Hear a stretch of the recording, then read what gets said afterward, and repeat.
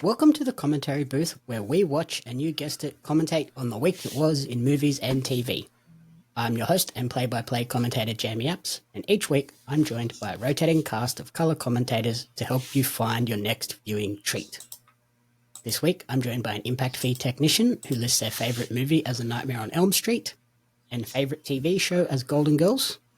Welcome to the show, Karina Maybe. Hello. Not too bad, So, for full transparency, we are recording very early for this episode to get ahead of the holidays and everything. So we're drafting our fantasy movie list for 2024.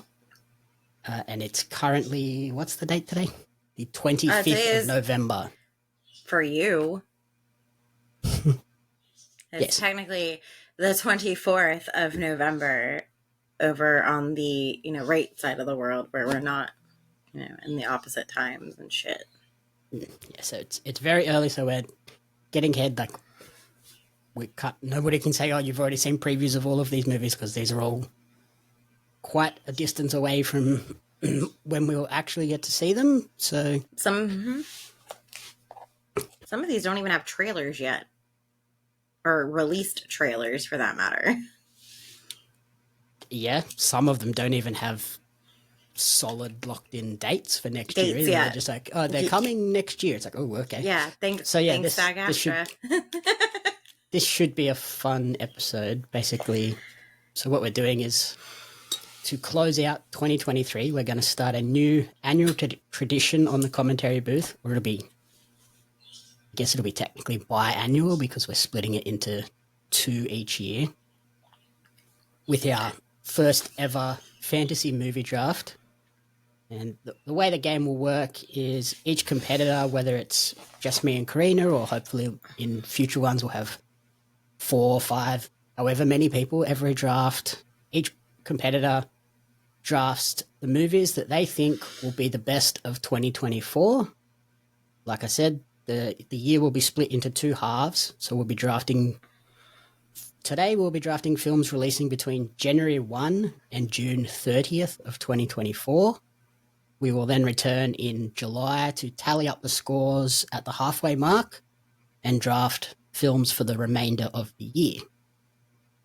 How are you feeling about the whole concept? You know me in drafts. My last draft pick was a shit show, so let's see if this one can be any better. Highly doubtful. But I like a good competition, because it always comes down to who gets the first pick. Between you and That's I, at least. True. I got to pull up the wheel spin, I think. Oh, yeah. Last time it worked in my favor, but, I mean, who knows? We'll see. So, yeah, and for the rules of actually, let's do the wheel spin now, and then we'll go into the rules of how the draft works. Yes, boss. Need to pull up what is it? We'll just do a coin toss. Yeah, just ask Siri to flip a coin or whatever. Isn't that what the cool kids do on TikTok now? Okay, so I need you to pick heads or tails. Heads. You want heads? Yeah. Okay, so ready? Yeah. Oh, I'm going to flip again. Okay. Yes! Heads. Yes! Bitch! How did it come up 2 heads in a row?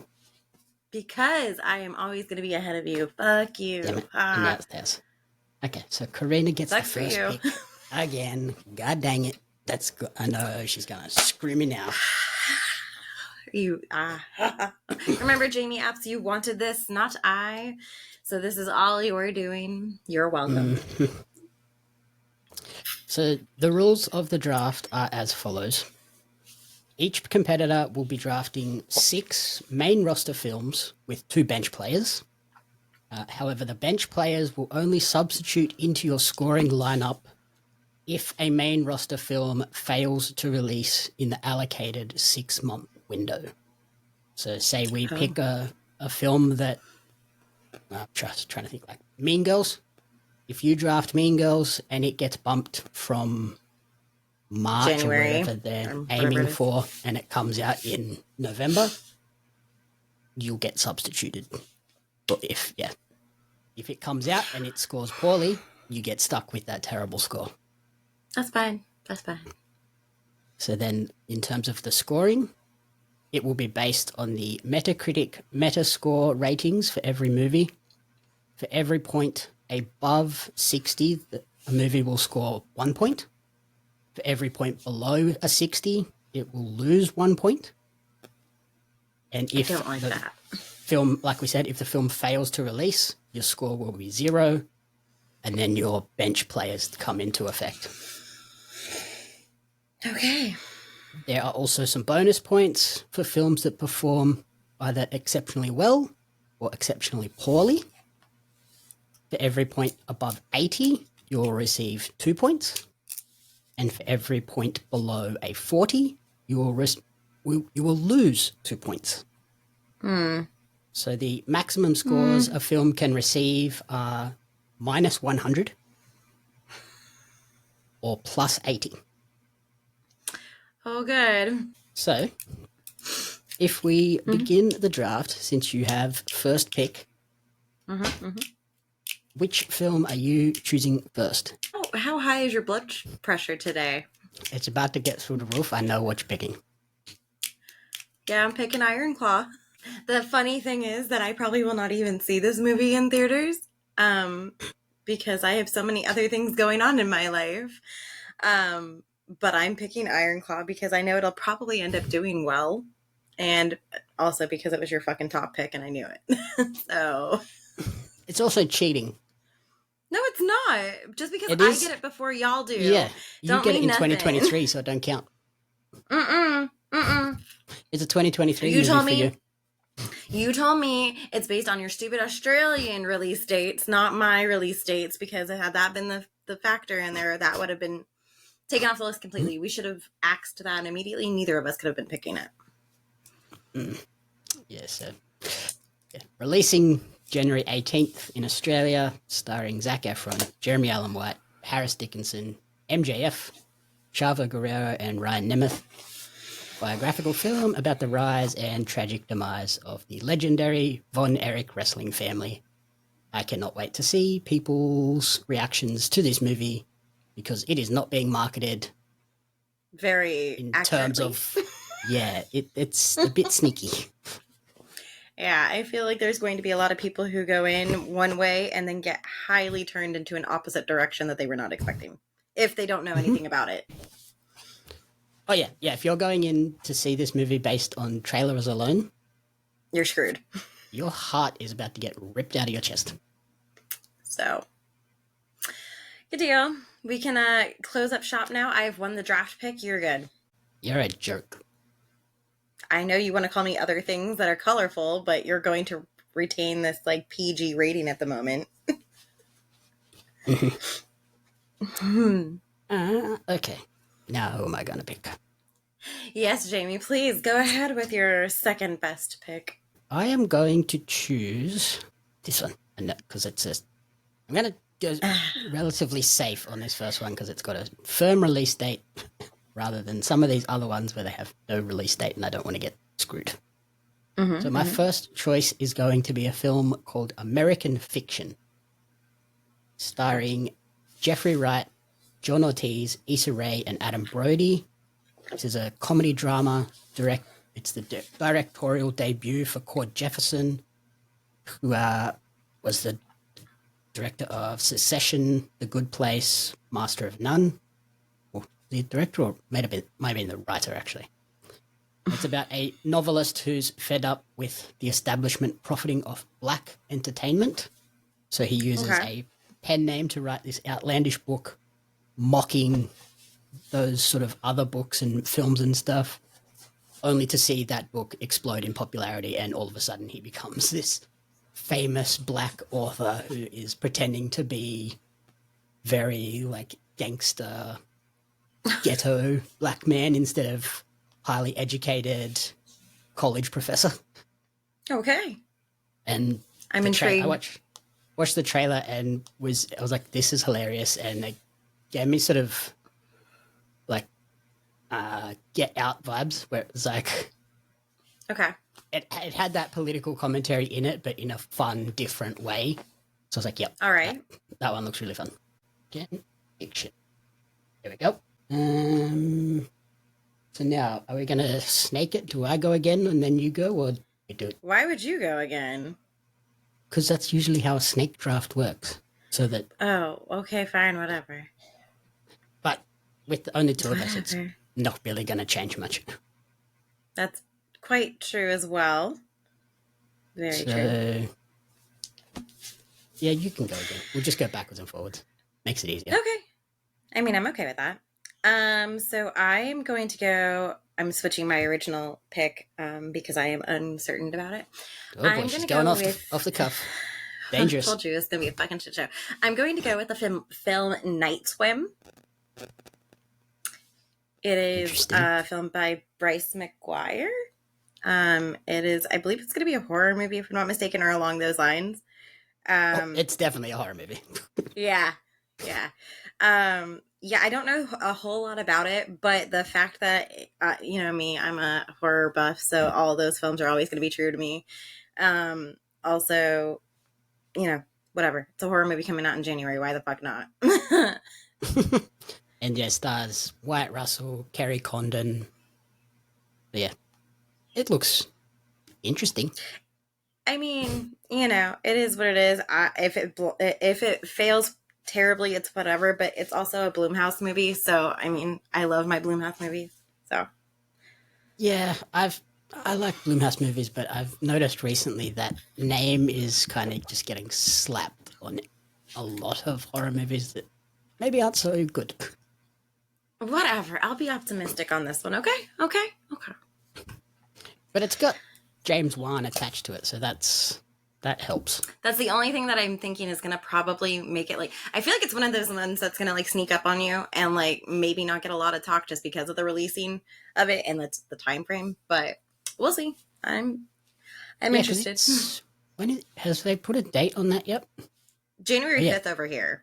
Yeah, same. So that's very early. That does make it a bit of a weird one. It's not like the time you would expect there to be a horror movie. No, that's why I was like, this looks interesting. So yeah, I'll go with that. To be fair, also, I did not know anything about this movie until you were like, oh, draft list. And I started just researching obscure early 2024 films, and that happened to pop up. And I was like, okay. Yeah. Because I didn't like the list that you gave me. The trailer looked pretty cool. Yeah. I had Night Swim on our list. Oh, was it? Oh, okay. Well, whatever. It's the first one on the list. Is it really? Whatever. Whatever. Because it's about a family who move into a new house and then find an unknown supernatural presence haunting the backyard swimming pool. So, yeah, the trailer looked I'm here for it. I'll give it that much. I'll give you props to it. I'm just a little concerned about the scoring system with that one for you. Don't worry about it. My first pick's gonna win everything, so fuck you all. I get plus 80 for Iron Claw, minus 10 or 15 for Night Swim. Yeah, I'll take that. It's fine. We're good. We're good. So my second choice is going to be one that has been kind of steeped in a bit of a snafu in the last week or two. The Black Riders. It's a film set in the 60s following a fictional Chicago motorcycle club as it grows into a more sinister group threatening the original founders' unique way of life. So it's obviously inspired by the rise of the Hells Angels from just like a group of motorcycle aficionados, and then it becomes a proper motorcycle outlaw gang. Okay.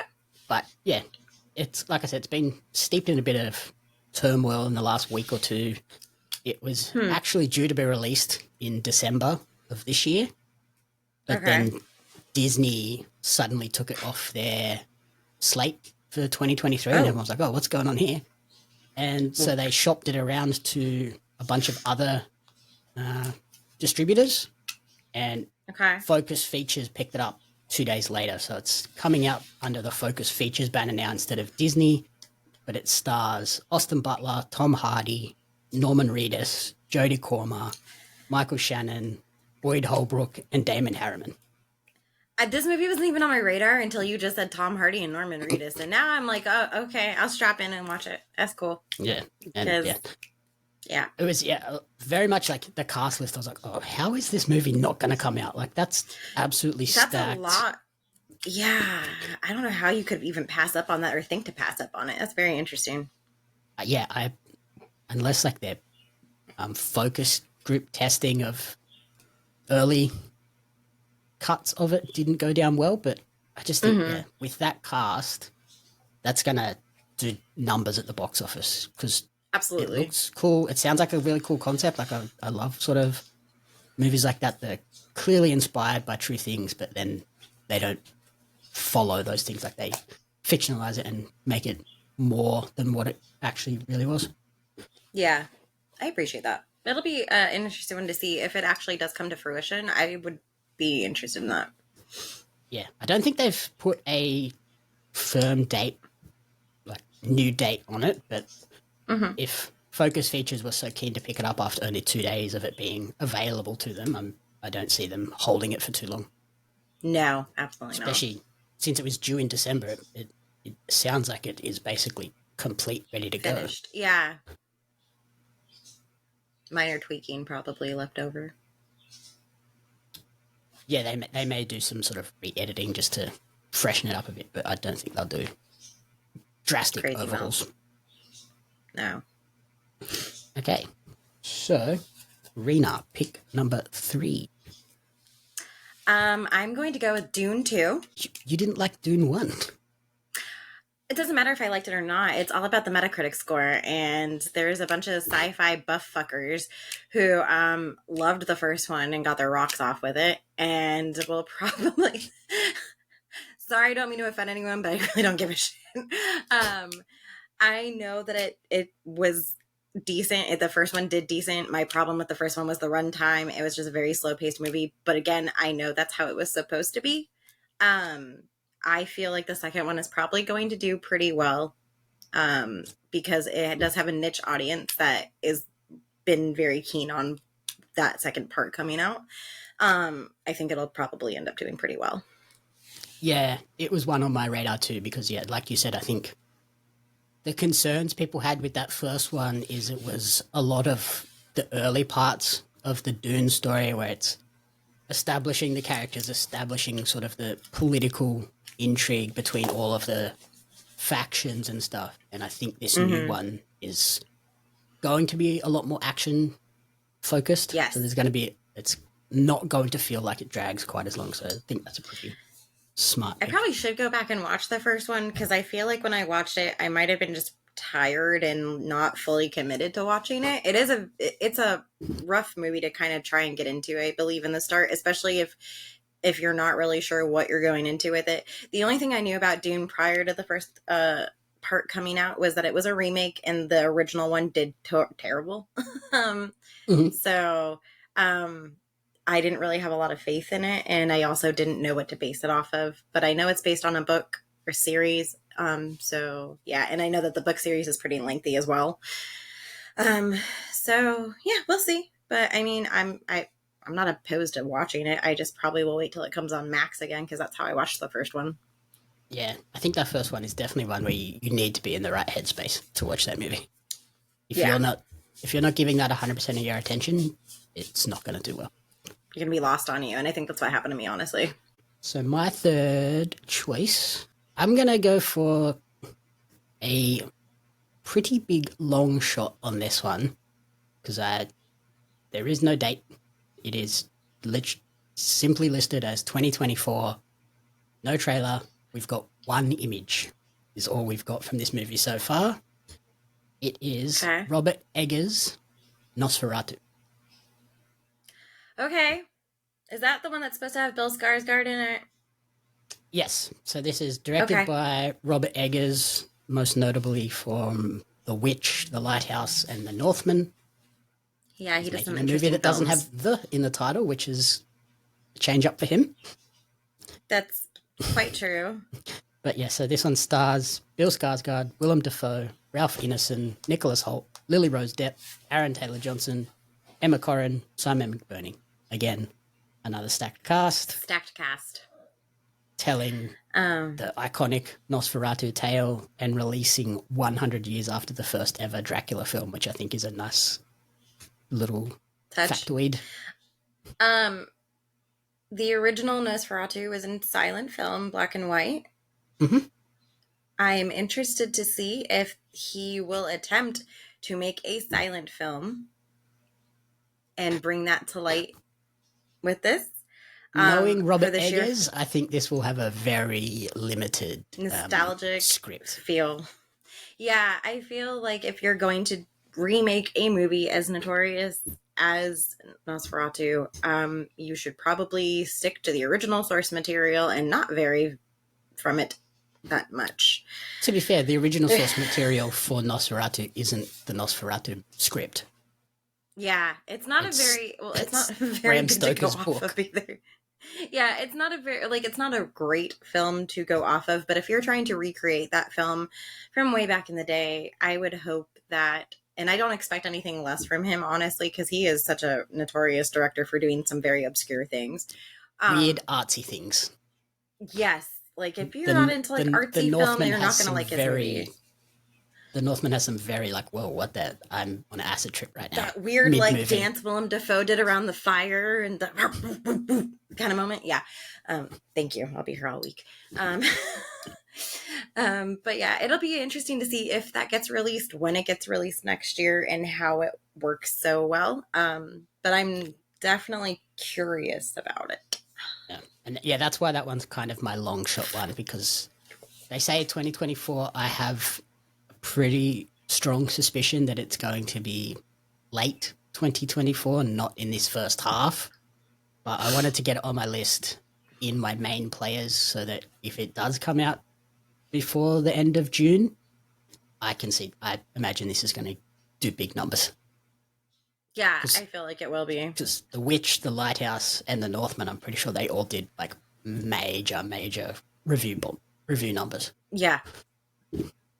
And they're not like a very mainstream film either. Like, excuse me, they don't get like a ton of recognition as far as like from the normal general pop. It's more like the artsy kids come out of the woodwork and they're just like, holy shit, have you seen this film? And then word gets out and it's like, oh fuck, this is pretty damn good. Yeah. Robert Eggers movies get huge critic ratings. Mm-hmm. And then I found that the general public review numbers are generally softer. Mm-hmm. So yeah, you either love it or hate it, honestly. Yeah, so I think this one will get me good critic response numbers. Alrighty, you are up to pick number 4. Okay. So I'm staying safe with my pick. I'm going with Mean Girls. Safe? Is it safe? Okay. So it might for all of my generation kids, a couple of points. I feel like this is going to go one of two ways. It is either going to pop really big, because you have multiple generations that are aware of this original film, as well as the musical. You also have fantastic directors going behind it, because... Who is directing the new Mean Girls? I don't know. I just felt like saying that so I could sound important. I don't know who's directing it. It's directed by no one important, actually. I was going to say, don't worry about Waters. The writer is the key for that. Tina Fey. The screenplay. Yeah, team play. Yeah, whatever. It's fine. They're all inside. They're all grouped together in this little bubble of like smart minds. That's how I look at it. Anyway. Oh. Hang on. It's directed. Well, he directed the original Mean Girls. Oh, okay. We'll see. Oh, wait, no. I knew what I was talking about. Wait, hang on. I think I might be on. You're killing me, Smalls. I'm on the wrong Mean Girls Wikipedia. Hang on. Directed by Arturo Perez Jr. and Samantha. Yeah, they don't even have a listing on Wikipedia. It's the Tina Fey screenplay that's really going to save this fucking film. Okay? Okay. That's all we need to know. Got it? Got it? Okay. Regardless, I feel like this movie is going to end up having a cult following from the people who enjoyed the Broadway show. Because if you're anything like me and you like theater, whenever they release a movie that is based off of a Broadway musical, we all get stoked and excited until we actually fucking see it. And then we either get really hyped or we get disappointed as shit.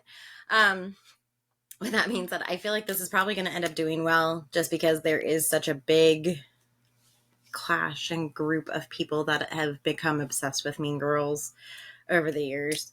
So it could go one of two ways. It could go really good or really, really shitty. The pick I really want, I cannot put in here at all because I know I don't have a chance in hell with it. So I had to put some form of a musical movie in here, and this just happened to be it. So we'll just go with Mean Girls because it's safe, probably, maybe. We'll see.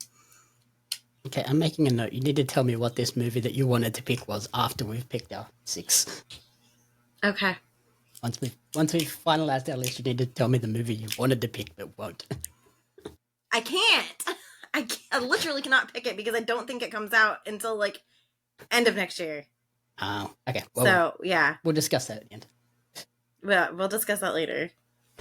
Okay. So my 4th pick is going to be. Ow! Don't mind me. I'm just beating myself up. I am going to risk it for the biscuit once again. Yes. I am going to pick Furiosa. Does that have a set release date? It does not. It has a 2024 date. Of course. George Miller's latest. It's been the only one on my fucking list that you've picked. Yes. So George Miller's latest epic in the Mad Max universe, telling the origin story of the female renegade warrior Furiosa in the period before she joins forces with Mad Max in Mad Max Fury Road, starring Anya Taylor-Joy in the lead role alongside Chris Hemsworth, Nathan Jones, Angus Sampson, and Quaden Bales. And yeah, George Miller, Fury Road was epic. From all of the sneaky news footage that we got of the filming of Furiosa here in Sydney and Australia, I was like, yep, sign me up for that movie. It looks insane. I will, I'll take it. It doesn't look bad, honestly. I'll take it. Yeah. And yeah, like it doesn't have a date, but it gives me very sort of March, April feelings. It depends on how particular George wants to get the editing process. Yeah, I was going to say, I feel like this is going to be kind of something it's going to be a hit or a miss pretty much. No, that's all it's going to be a hit. The problem is going to be if it hits the dates I need it to hit. This is going to do crazy big review scores. I'm sure of it. It's just a matter of they count. How did Fury Road do? Did that do well? Because I don't remember. It's been so long since Fury Road came out, and like I don't really remember if it did well or not. I loved Fury Road was pretty good. Don't get me wrong. Like I loved that film. I was a very classic Mad Max kind of girl with Mel Gibson. So Mad Max Fury Road got a Metascore of 90. Oh, okay. So it did well. It's on point. Okay. So that's in our scoring system, that's a 50-point score. Yeah, so if that does happen to release, you might actually have me tied now with Iron Claw and Furious. You're getting close. So yeah, that's the big issue. It just needs to hit our time window. Okay. So your second last starter lineup. I'm gonna go with The Watchers. Good choice. That was on my list. Yep. Whenever Shyamalan is attached to anything, but it's not him. I was gonna say there's a sneaky caveat there. There is a sneaky caveat. He's producing it, but he did not direct it. Yes, his daughter, Ashana Shyamalan, is the director. Yes. So whenever I see that name attached to anything, regardless of who it is in the family, I'm probably going to end up going with it because I like obscure films and his movies for me. I enjoy as much as I hate them. Like, I have a love-hate relationship with most of his movies. So I'm hoping his daughter does better. But That I was why I feel like, that was why I put it on the list too, because I feel like she's going to have similar sort of inspirations, but be coming yes, at this movie from her own unique perspective. So I think that I really hope that's what it is, because I want her to set a name for herself. Like, just because, like, I want her to be separate, even though she still has that name attached to her. It'll be fantastic to watch that hopefully evolve into something great. and two like pretty solid lead actresses as well, Dakota Fanning and Georgina Campbell, who made her name for herself this year or last year with Barbarian. Mm-hmm.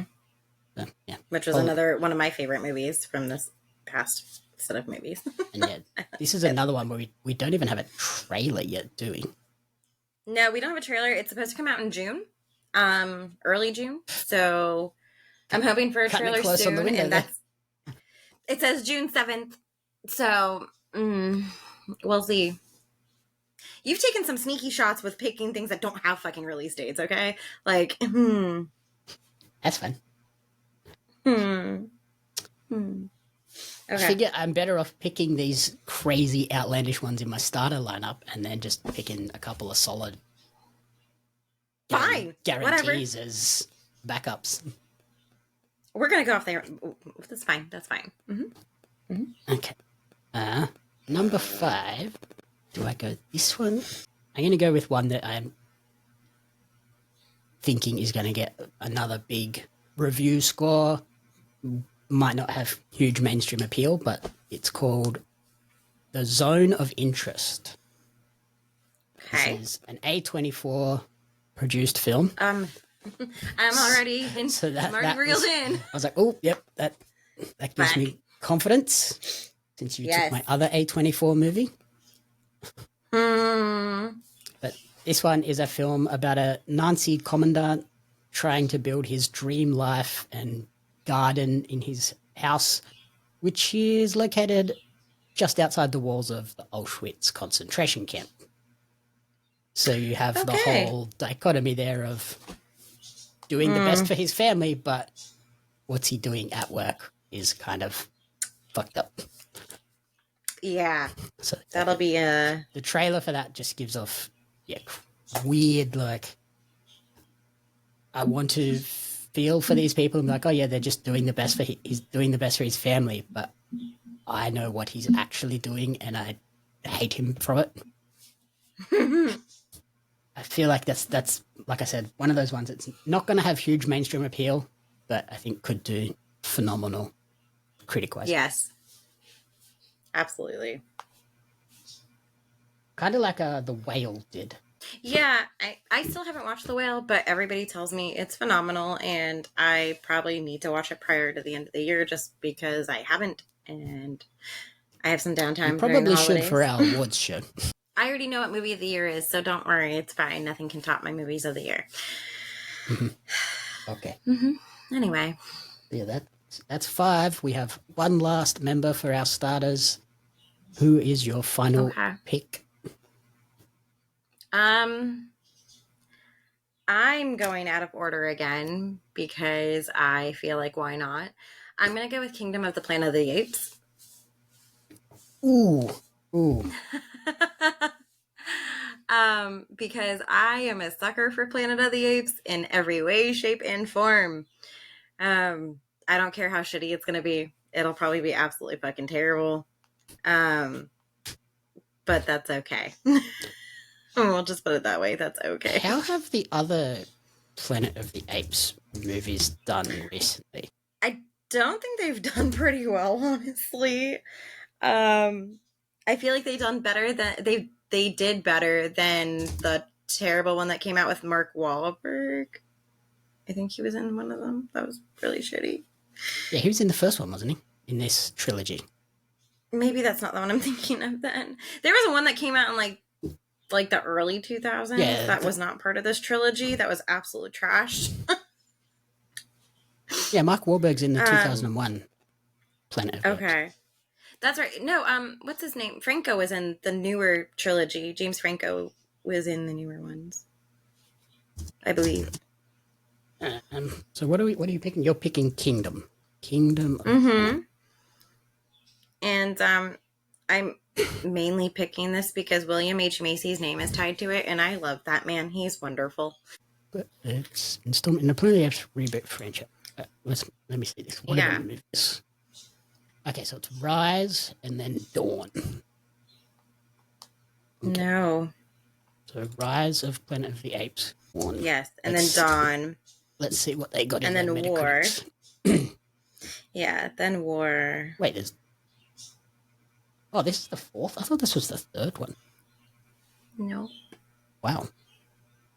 Mm-hmm.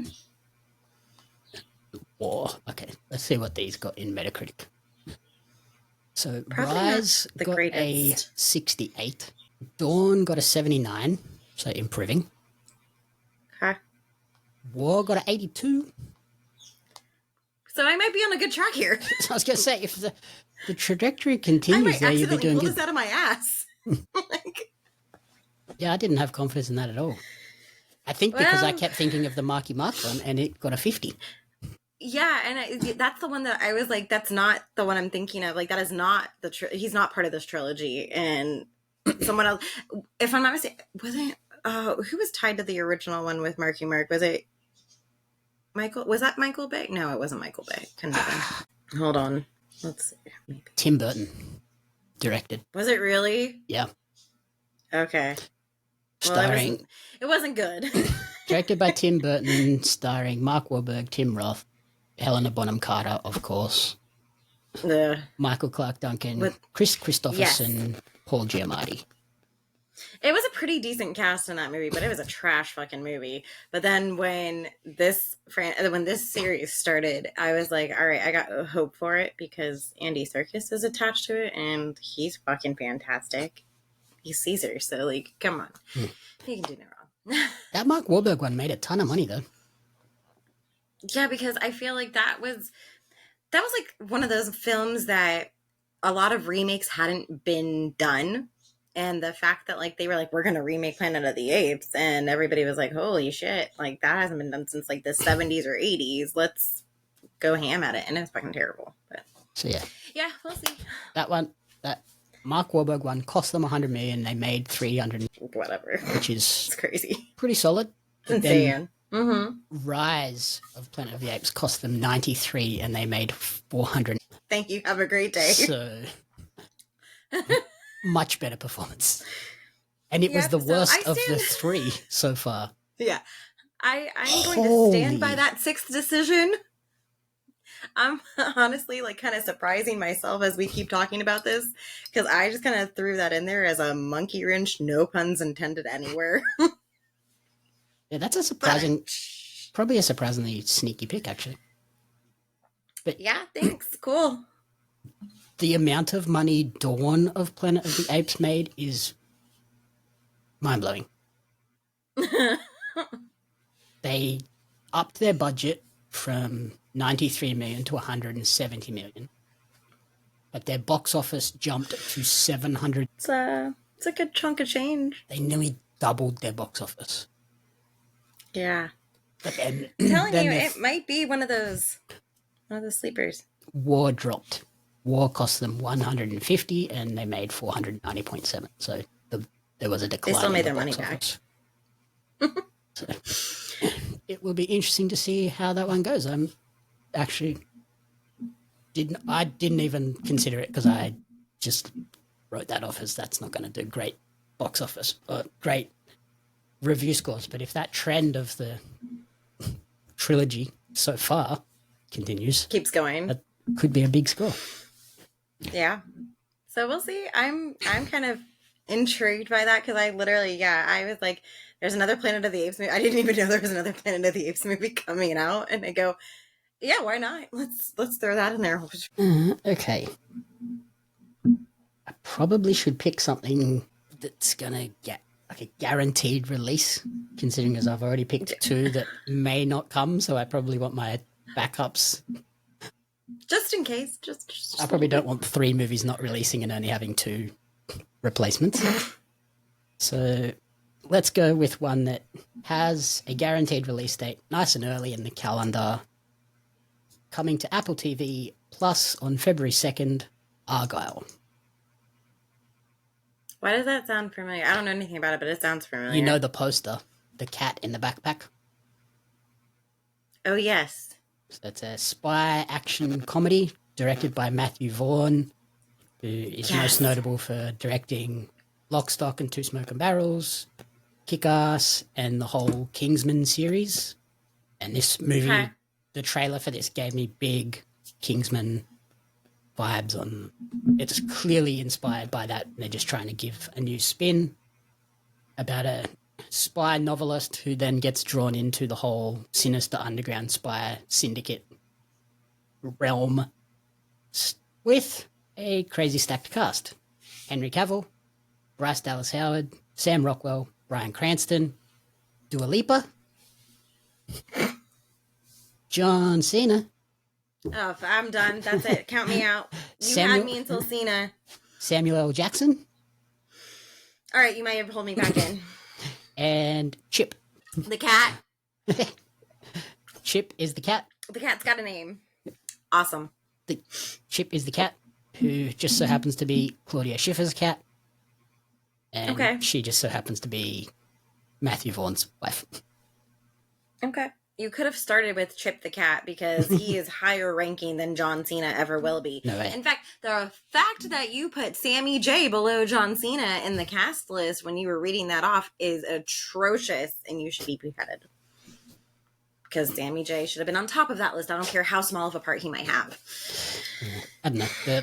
There's like a still image that they've released so far that's Dua Lipa dancing with Henry Cavill. I was like, yep, you got me. All right. Well, I honestly might check that out just because it's a good looking cast. Yeah, and it looks fun. It looks, yeah, like I said, very sort of the Kingsman esque. What was that movie we watched on Netflix? It was like the spy one starring Wonder Woman, Gal Gadot. Oh, with Ryan Reynolds? Yeah, it gave me. Oh, I felt the trailer for Argyll felt like that, but better. Like with a stronger, more defined script. Red Notice. Yeah. Red Notice. Yeah, that's the one with the rock in it too. Yeah, it felt like that, but a better written script. Oh boy. Okay. So now, your two substitute players. All right. I'm going to regret this first one because I already know this is going to be shit, but I'm going to put it out there anyway. Following suit with animals, I'm going with Godzilla x Kong, The New Empire. It's going to be a trash shit show, but I love Godzilla movies, so I will keep this as my backup movie. And hopefully I won't have to use it. This one's not tied to the recent movies that came out, is it? I don't believe so. I think this is a new take on it, but I could be wrong as well. I don't know. Let me see. I know it's a sequel. Oh, no, it is a sequel to Godzilla vs. Kong. Yep. It's the 7th installment and 5th film in the Monsterverse. Yes. What did Adam Wingard direct? I feel like I know that name. Godzilla vs. Kong and Blair Witch. Ugh. And Death Note. I regret my decision already. Yeah, that's... Blair Witch, Death Note, and then Godzilla vs. Kong. Yep. Yeah, I don't know how good a choice this one was, babe. That's cool. I probably won't have to use it. Because I think all of my movies are going to be ended up coming out, so I won't have to use this fucking one. What did Godzilla vs. Kong get at Metacritic? Trash ratings, more than likely, because it was a trash movie. It got you. Oh, yep, that's a -1. It was a shit movie. It had a good cast in it, but it was 59. a shit movie. But like I said, this is just a backup. I won't have to use it because all of my shit is getting released next year. On time. Mm-hmm. The only one that scares me, honestly, right now, looking at this, is maybe Dune. Yeah, that could be late. Yeah, that's the only one that I'm kind of like... Alrighty, so I am going to pick for my first substitute player, let's go with Bob Marley, One Love. The Okay. biographical drama musical about the life of Bob Marley from his rise to fame right through to his death in 1981, starring Kingsley Ben-Adir, Lashana Lynch, and Michael Gandolfini. If it's anything like the Respect, what was that? Aretha Franklin movie. Yeah, and what's her name? That one. The Whitney Houston one? Yeah, I think that's it. What the heck is that song? I Will Always Love You? No, No. I think it might have been the Whitney Houston one. I can't remember which one. No. God damn it, why can Yes? No? Simply the Best? Oh, okay. Yeah. If it's anything like that, Tina Turner, that's who I'm thinking of. Tina Turner. Okay. Yeah, I was like, I don't. If it's There's anything been a like bunch of movies coming out with like biopics. if it's anything like the Tina Turner musical movie, I think it could be amazing. And Kingsley Ben-Adir is a great actor, so It's true. I'm pretty sure it's got an early release date too, so I'm fairly confident get that one. And Okay. it'll at least be a scorer if I need it. That's true. Very true. Okay, your last choice. Okay. I'm going to go with something that I actually have no desire to watch because I feel like it's going to be a teeny bopper movie. So just in time for Valentine's Day, I'm picking Lisa Frankenstein. I have no idea what this movie is about. So it has Cole Sprouse in it. So that's the main name that's going to draw in a lot of the teen girls. It is essentially a story of Frankenstein. Some young teenage girl is getting bullied. She resurrects a Victorian era style man. Yeah, they fall in love. It's like a modern day Frankenstein movie for teenagers. So it'll be interesting. I'm pretty sure it's gonna not do so great. But it'll probably be something fun that'll, I don't know, be like a romantic comedy for teenagers. Who knows? Yeah, that could be an interesting one. I'm just gonna say, like, who knows? It'll be fun. It's a fun take on the Frankenstein concept. There's 2 Frankenstein-inspired movies coming out next year. What's the other one? Now, this one is gonna come out supposedly February 9th over in the US. Not a whole lot else that I recognize in here. Cole Sprouse is really the only. Oh, Carla Gugino. I can't say her fucking last name. She's in fucking House of Usher and shit. Carla, whatever her fucking last name is. Guadagnino or whatever. She's in it. So yeah. I don't really know a whole lot about the lead actress at all. Her name is Catherine Newton. I guess she was in Big Little Lies and The Society, but that's all I can tell. She's not anyone particularly recognizable to me, so we'll see. It might be good, it might be shit, but it's a good backup because at least it has a set date, and who knows? Yeah, the other obviously Frankenstein-inspired movie is Poor Things, starring Emma Stone and Willem Dafoe. When does that come out? I didn't even know about that. It is due out in soon, I'm pretty sure. Poor Things release date, Australia, is... Oh, no, it's slated for this year, apparently. 26th of December. That wouldn't have counted anyway. Oh. That's interesting. Yeah, I didn't realize that. I watched the trailer for it and I was like, that looks weird. Yeah. Oh, well, I'll be interested to see how your Lisa Frankenstein and Godzilla do. Hopefully you have... I'm not... 2 movies that fail and have to be subbed in. You know what? It's fine. I'm confident that all of my movies, with the exception of maybe Dune 2, all of them are getting released. But I'm going to be optimistic on Dune. Because it's been in the makings for quite a long time. Does Planet of the Apes have a set date? Yes, it actually does. Give me 1 second. I just had it up. Shit, that's not what I wanted. I think it does because they put out the Kingdom full of the trailer. It's supposed to be May 24th of next year. Okay, yeah, you should be safe on that then. Yeah, I'm going with that. And then I think Godzilla vs. Kong had Godzilla vs. Kong or X-Con had like an April release date. But I'm not going to have to use that because it's my backup and I'll be fine. Mm-hmm. So then for me, my final pick, I really want to pick this really risky choice, but Do it! Come on, balls to the walls. I It's have a feeling it won't come out before June. Tell me what it is and I'll tell you if it was on my list and I skipped it.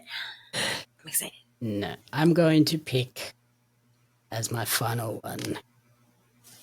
Oh, jeez. The anticipation is killer.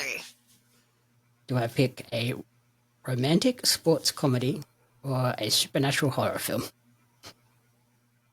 I mean, you know what I'm going to tell you to do, but... Oh, yeah, no. I'm going to go with Zendaya. I'm going to pick Challengers. Okay. It is, like I mentioned, a romantic sports comedy drama directed by Luca Guadagnino, famous for the Call Me By Your Name, Suspiria, and Bones and All movies, starring Zendaya, Josh O'Connor, and Mike Baste. It follows 3 tennis players as they compete in a tournament whilst reigniting old rivalries and other things on and off the court. You probably have seen the trailer for this one, with Zendaya sitting between the 2 male actors on a bed. Yes. Yes. I don't know if you're going to have a lot writing on that because Bones and All was fucking terrible and Suspiria was too artsy for most people to comprehend or like. But Call Me By Your Name was phenomenal. Okay. 1 out of 3 though, come on. That's not great odds. I think they all did decent numbers though. I don't know. Suspiria, I feel, was definitely not for everybody. Yeah, but I think it got a good review. It might have because it is kind of unique. But it was a remake. Well, it was a remake. And I don't know if like a lot of people knew that. Suspiria, Call Me By Your Name, and then what was the other one? Bones and All. Yeah, Bones and All is fucking terrible. Yeah, Call Me By Your Name got a 94. Okay. Bones and All got a 74. And Suspiria got a 64. All right, so you're treading lightly. I feel like it's not terrible. It could either be a huge score or it's just going to be a solid mid-ground one, which does okay. What was the other one you were going to go with? My other options for that were Imaginary, the supernatural horror film from yes, Blumhouse, which gave me... That almost made it to my list. I got Megan from that one, that trailer. Mm-hmm. I was like, that could be the next like Megan, where people look at the trailer and go, that's going to be so rubbish. And then go in and go, that was at least fun. Yeah. But yeah, I didn't choose that one. And my other one was the one that I'm confident will get a massive score. But I'm almost certain it's coming out in like October, November time. Spider-Man Beyond the Spider-Verse. So, funny enough, that was actually my very first pick on my fucking list, that movie. I had that as my number 1 spot if I did not get the first pick. However, when I did more research and realized that it does not have an actual set release date, I axed it completely. Mm-hmm. Yeah, and with animation, it's not like they can get that done quickly. I know they're... Correct. I know they are more confident in it hitting 2024 than they were with Across the Spider-Verse hitting 22, which then got bumped to 23. But yeah, I'll be stunned if they can back giant animated movies. So to be fair, Spider-Man's in Beyond the Spider-Verse and Deadpool 3 were both on my list, and then I axed both of them completely. As much as I wanted to pick Deadpool 3, I do not feel like it is going to come out anytime soon. It already got in bumped. this coming year. They already bumped it. Yeah. It's July now. Yeah. So with that being said, like, I don't even think it's going to honestly make it to like next year. I think it's going to be pushed further, really, or late next year. I'll be shocked if it comes out in. They're aiming for 26th of July 2024 now. But they only just restarted shooting. It's not like it was all in the can and they were editing. Like, they still have shit to shoot. So I'm confident in my picks. I feel like between Iron Claw and fingers crossed Dune 2 gets released, I feel like I might have a lucky shot at this with decent score rating. Yeah. So next, I think the July one, that could be a very interesting one because we'll have all of the sort of updates on Spider-Man, on Deadpool, see how close they are hitting their actual targets, and then we'll also have the movies that get announced in the interim and the ones that are looking at 20. So I can finally put my other movie on the list. Are looking at like the big summer blockbuster and Christmas releases here in Australia for next year. Yes, buddy. Yeah, I know. I'm happy with that as long as my two outlandish, unknown date movies hit. I'm confident. If they fail, I'm less so confident. I think Bob Marley will be a good one. The Bob Marley one, I think that's going to be, that could be a crucial backup plan. Absolutely. Challenges is just get me some points, please. Just get me something. Yeah. Just don't lose me points. I think the only pick that I have giving me anxiety right now is Planet of the Apes, because I feel like it's going to go one of two ways. It's either going to do really fucking well and trend upward from the other ones, or it's going to tank terribly. Mm-hmm. Yeah. And yeah, Mean Girls scares me for you. It's fine. I have Iron Claw, and everything is null and void after Iron Claw. Scares me as well. You leave me alone about my damn horror movies. I had to sneak one in there because it wouldn't have been a me list if I didn't put one in there. I've got two in there. Lisa Frankenstein doesn't count. The Watchers does? Oh, yeah. I don't know. That's more of like a thriller, though. That's not really like horror. Okay, we'll see. So yeah, that's our 2024 fantasy movie draft. Karina chose The Iron Claw, Night Swim, Dune 2, Mean Girls, The Watchers, Kingdom of the Planet of the Apes, and her substitutes are Godzilla Cross Kong and Lisa Frankenstein. I chose American Fiction, The Black Riders, Nosferatu, Furiosa, The Zone of Interest, and Argyll, with Bob Marley's One Love and Challengers as my substitutes. We will check back in July and see where the scores are, and someone might have to make some very big, bold moves in the latter half of the year, and someone might just coast. It's probably going to coast. Coasting. I'm going to coast regardless. Coasting. I'm going to coast regardless, dude. Like, I'm coasting, you know and I told you originally. If Nosferatu and Furiosa don't come out in the first half, I'm picking them again. Oh, I'm going to add that to my list now of things to pick later on. Yeah, if they don't come out, they're getting chosen again. See, my whole thing is I listen to movies that you just don't shut up about. Like, you have not shut up about this fucking Iron Claw movie since it fucking was announced. And so when you were like, oh, we're doing a draft pick, I was like, I don't really know a whole lot about that fucking movie, but I'm going to pick it because I got first pick and I knew it was on your list. It's going to do great. If it gets under a 90, I'll be stunned. Yeah, that's our list. We'll see how we go. Thank you, everyone, for listening to the commentary booth. If you enjoyed the show, please remember to rate, review, and subscribe on podcast services and on YouTube. You can follow Karina on Instagram at Miss Karina Renee, and you can follow me on social media at JamieUps Media and at Pario Magazine. The commentary booth is a fan-funded production of JamieUps Media. You can support the podcast alongside our magazine, Pario Magazine, on Patreon at patreon.com/JamieUpsMedia. The following people supported at the publisher level or higher and you cannot fathom how incredibly appreciative we are for their support.